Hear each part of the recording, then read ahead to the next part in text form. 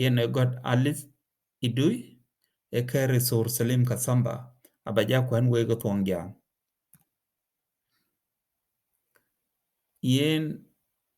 e chinang yak didaret ne pin togoban bot kutim ake chiteang war ake chidaw yen e chin piu kuchin mith koch ok kulairor ake chugwak Agɔɔk gwech ike chieng kurij achi yui ke chok wana kaltok kete nguna Agɔɔk blo gorpin chine Yaak Agɔɔk achi ban chat ni ninjwech yen achi tege body yid kurnim kutem liel koth agut ba Agɔɔkit pinye chol terkol ni terkolich Agɔɔk achi tim jwech yeke cham kuwar nong ipiu bani yok yen achi po bani miadaret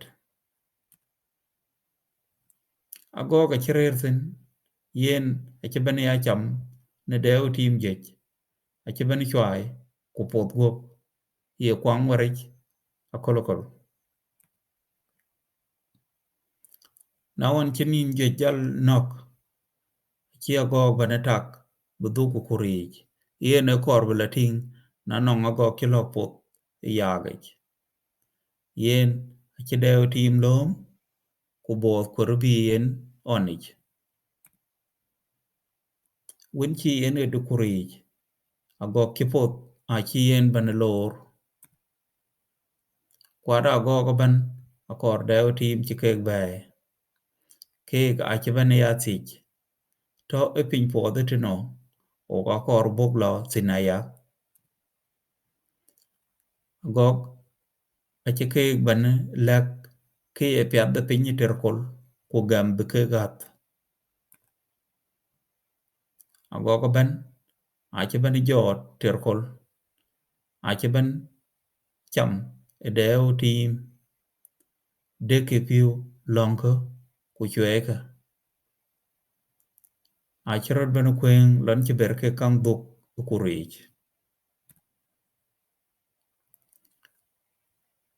achi Agɔɔk ike cheng terkol bani nyich lon chi Agɔɔk kurij oth piny den Agɔɔk piny terkol achi bani dier lon bi mithok ke yen achi bani tak bik Agɔɔk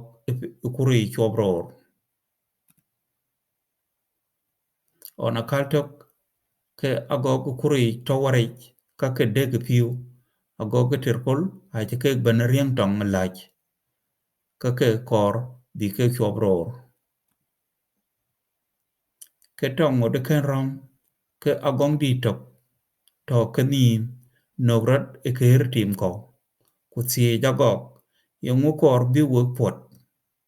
yen anong mith jwech le wokoban achi Agɔɔk bani nyich lon yeke chilwel yich ke yen min ikolone Agɔɔk kurij ku Agɔɔk ke piny terkol